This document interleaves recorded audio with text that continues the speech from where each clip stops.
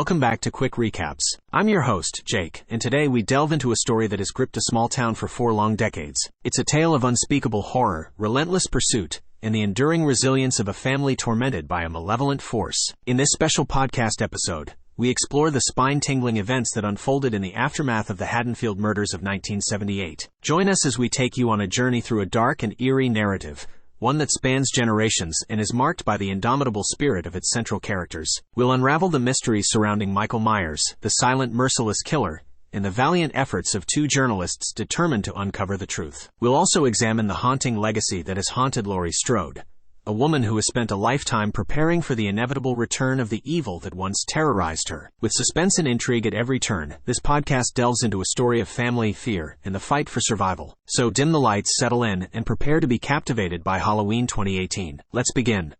In a small town known as Haddonfield, the echoes of a chilling and gruesome event that unfolded 4 decades ago still sent shivers down the spines of its inhabitants. It had been 40 years since the Haddonfield murders of 1978. But the memory of that horrifying night still lingered like a ghostly specter. On this eerie anniversary, 2 intrepid journalists, Aaron Corey and Dana Haynes, embarked on a quest to uncover the secrets of that fateful night. Their destination was the ominous Smith's Grove Sanitarium, where Michael Myers, the relentless and evil force responsible for those murders, was incarcerated. It was Dr. Samuel Loomis who had captured him, shooting him off the Doyle House balcony, marking the end of that infamous night. Dr. Ranbir Sartain, Michael's new psychiatrist since Dr. Loomis' passing, reluctantly agreed to help Aaron and Dana in their pursuit of the truth. He informed them that Michael possessed the ability to speak, but had chosen to remain silent all these years. Dana recorded their encounter as Aaron approached the mute killer, attempting to coax words from his stoic lips. Yet Michael remained a silent enigma, unmoved even when shown his haunting mask and the mere mention of Laurie Strode, the woman he had terrorized on that night long ago. Disheartened by their fruitless attempt, the 2 journalists left Smith's Grove Sanitarium behind and set their sights on Laurie Strode herself. Her home had become a fortress, a decrepit and heavily fortified homestead, where she had spent 4 decades grappling with post-traumatic stress and preparing for the inevitable return of Michael Myers. Her life had been marked by 2 failed marriages and the painful loss of her daughter Karen at a young age. Aaron and Dana, undeterred, approached Laurie with their determination to understand why Michael had committed those heinous murders in 1978. They pleaded with her to meet with Michael one last time before he was transferred to a maximum security prison, hoping that she might hold the key to breaking his silence. However, Laurie, haunted by her past, fiercely dismissed their plea, though not before taking the money they had offered. As preparations for Michael's transport began and the inmates were loaded onto the bus, Dr. Sartain insisted on accompanying the silent killer. With a heavy heart, the bus departed from Smith's Grove. Meanwhile in Haddonfield, Laurie's granddaughter, Allison, and Karen's daughter, walked to school with friends, shouldering the burden of her family's traumatic history. She dispelled the town's rumor that Michael was Laurie's brother. Allison's classroom offered little solace as she looked out the window to find Laurie watching her. A clandestine meeting with her grandmother followed, where Laurie passed on the money she had reluctantly accepted. Later, during a family dinner at Karen's house, Laurie's pent-up emotions boiled over into a panic attack, and Allison was there to comfort her. Unbeknownst to them, the events set in motion that fateful night were about to take a sinister turn. The bus transport, intended to transfer Michael Myers to a more secure facility, met with a catastrophic accident. Security guards were slain, and the inmates were scattered along the desolate road. A passing father and son happened upon the scene and ventured closer to investigate. In an eerie sequence of events, the father disappeared into the darkness, while the son, armed with a rifle, encountered a gravely wounded security guard who implored him to flee. With trepidation, the son explored the crashed bus, and his heart raced as he stumbled upon Dr. Sartain, inadvertently shooting him in the shoulder. Panic-stricken, he raced back to their truck, dialed the police, but little did he know that the true nightmare was only beginning. From the shadows, Michael Myers emerged, striking terror into the young man's heart, culminating in a gruesome death. The events that unfolded that night were a stark reminder that the evil that had haunted Haddonfield for decades had not been vanquished. The following morning, Sheriff Frank Hawkins, a man intimately familiar with the horrors of that night in 1978, explained to a deputy that Michael Myers had escaped the ill-fated transport and was likely to return to Haddonfield to complete his murderous mission. Meanwhile, Aaron and Dana arrived at a gas station, their lives about to take a dark and unexpected turn. Dana ventured into the empty gas station restroom, leaving Aaron to tend to their business inside. In the eerie silence of the deserted station, Aaron stumbled upon a horrifying scene. A lifeless mechanic, stripped of his overalls, lay motionless, and a cashier's jaw had been grotesquely ripped open. Simultaneously, Michael launched a brutal attack on Dana in the restroom, and when Aaron rushed to her rescue, he was met with a relentless and savage assault, ending his life. Michael's grisly work continued as he inspected their vehicle and reclaimed his haunting mask, donning it once more. Laurie, on the other side of town, learned of the transport crash and was compelled to act. She broke into Karen's house, illustrating the family's vulnerability in the face of the returning evil.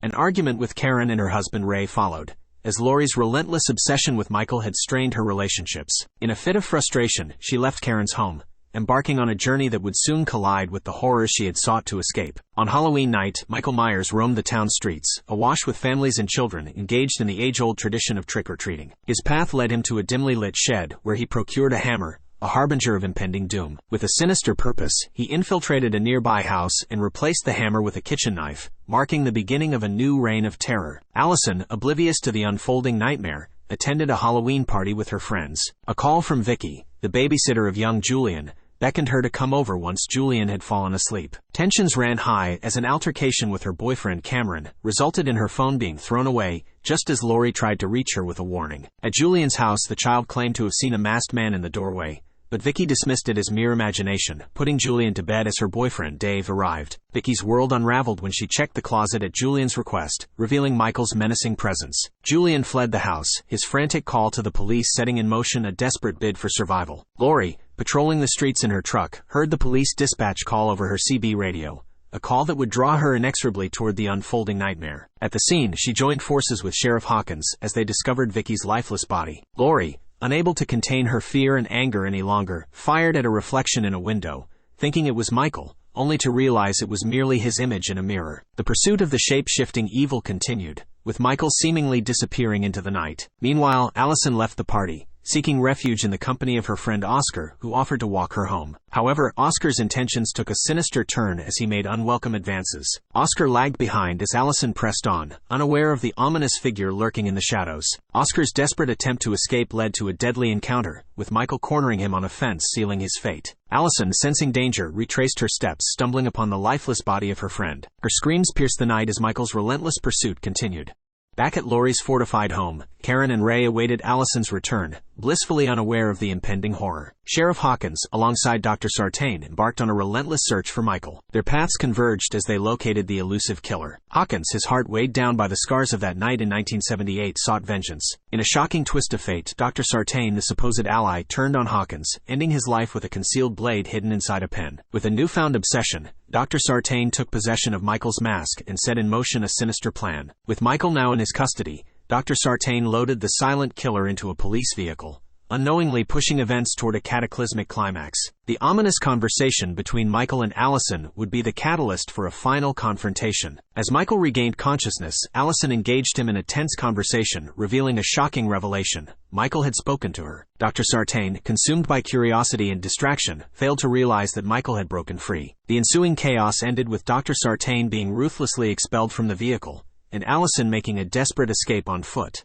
Ray, Karen's husband, ventured outside their home to offer coffee to the station police officers, only to discover their lifeless bodies. Michael's malevolent presence descended upon Ray, sealing his gruesome fate. Laurie, fueled by her unwavering determination to protect her family, alerted Karen to Michael's return. She implored Karen to seek refuge in the hidden safe room as she locked and barricaded the front door. Michael, however, proved relentless, breaking through the door's glass panels and launching a relentless attack on Laurie. In a climactic showdown, Laurie managed to wound Michael, severing 2 of his fingers, forcing him to retreat. She methodically cleared each room in her home, sealing them off with security gates. The relentless confrontation culminated with a fierce battle upstairs. Allison, arriving just in time, bore witness to her grandmother and Michael stabbing each other, seemingly ending Laurie's life. Yet, when Allison dared to investigate, Laurie had mysteriously vanished.